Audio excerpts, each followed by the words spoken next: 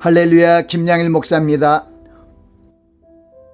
오늘 5분 설교는 천국에서 다시 만남이라는 주제로 말씀을 전합니다. 베델 출판사에서 발행한 오늘의 양식 소책자에 기록된 천국에서 다시 만남이라는 주제의 말씀을 인용하여 말씀을 전하는 것입니다. 구약의 율법과 선지자의 대표가 되는 모세는 우리의 연수가 70이요 강건하면 80이라도 그 연수의 자랑은 수고와 슬픔뿐이요 신속히 가니 우리가 날아가니이다 하며 짧은 인간의 수명과 세상 삶의 무상함을 강조하며 인생의 영원한 거처이신 신실하신 하나님을 경외하며 살 것을 권면하고 있습니다.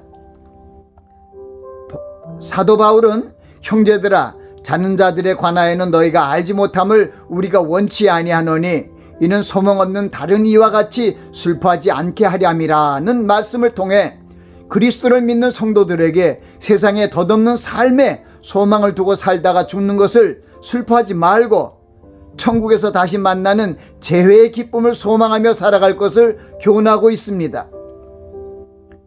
아담의 후에 곧 육으로 사는 인생은 죽게 되지만 마지막 아담이신 그리스도의 후에 곧 그리스도의 영으로 사는 인생은 영생을 영위하게 됩니다.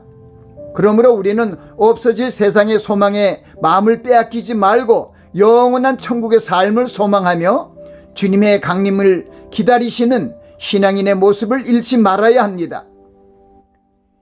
그리스도인들은 부활을 확신하는 신앙을 갖고 영원한 생명을 보장하는 천국의 삶을 소망하며 살아가야 합니다.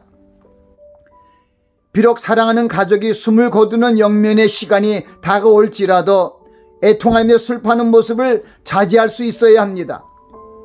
우리는 천국에서 다시 만나게 된다는 믿음의 말씀으로 서로 위로하며 주님의 새 언약을 믿고 의지하며 나아가야 합니다.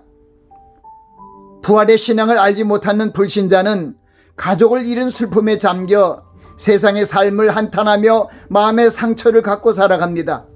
그러나 부활의 신앙을 가진 그리스도인들은 자신의 가족들이 세상을 떠남으로 잠시 슬퍼하게 되지만 부활의 주님께서 주님 안에 잠든 영혼을 천국으로 부르시기 위해 다시 오실 것을 믿고 서로 위로하며 살아갈 수 있습니다. 사랑하는 가족을 잃을 때 슬퍼하지 않을 수 없지만 천국에서 다시 만나게 된다는 하나님의 약속의 말씀으로 서로 위로하며 남은 여생을 살아가야 합니다. 주님이 강림하시면 우리의 낮은 몸을 주님의 영광스러운 몸의 형체로 변화시켜 천국으로 올라가게 하실 것입니다. 우리는 그 기쁨의 재해를 생각하며 현재 슬픔을 극복하며 나아가야 할 것입니다. 그러므로 믿음의 사람들은 불행한 사고와 병거로 가족을 잃고 슬퍼하는 자들에게 천국에서 다시 만날 수 있다는 위로의 말씀을 들려주어야 합니다. 나아가 부활의 신앙을 갖도록 사랑 안에서 돌보는 일을 지속해야 합니다. 성도들은 주님이 오실 때까지 믿음을 잃지 말고 부활의 신앙으로 마음을 담대히 하고 정상적인 신앙인의 삶을 살아야 합니다. 바울 사도는 불신자 즉 소망이 없는 다른 이와 같이 슬퍼할 필요가 없다고 말씀하십니다. 그것은 우리가 천국에서 다시 만날 수 있기 때문입니다. 주님께서 강림하실 때 믿음의 삶을 살다가 죽은 사람들과 살아있는 그리스도인들을 신령한 부활체로 변모시켜 함께 구름 속으로 끌어올려 공중에서 주를 영접하게 하실 것입니다. 성경은 보라 내가 너에게 비밀을 말하노니 우리가 다 잠잘 것이 아니요 마지막 나팔에 순식간에 호련히 다 변화하리니 나팔 소리가 나매 죽은 자들이 썩지 아니할 것으로 다시 살고 우리도 변화하리라고 선포합니다. 주님께서 나팔 소리와 함께 강림하실 때 주님의 강림을 간절히 소망하는 자들을 천국으로 불러 올리실 것입니다. 그러므로 우리 성도들은 이 세상의 삶을 마치고 숨을 거둔 우리의 형제들의 영면을 슬퍼하지 말아야 합니다.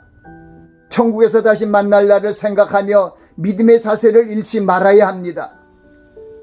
우리의 마음에 부활의 신앙이 자리 잡지 않으면 천국에서 다시 만남이라는 그 소망이 이루어질 수 없습니다. 그러므로 천국에서 가족이 제외되는 그 축복의 시간을 마음에 그리며 서로 위로하며 주님의 강림을 사모하며 부활의 생명으로 살아가야 합니다.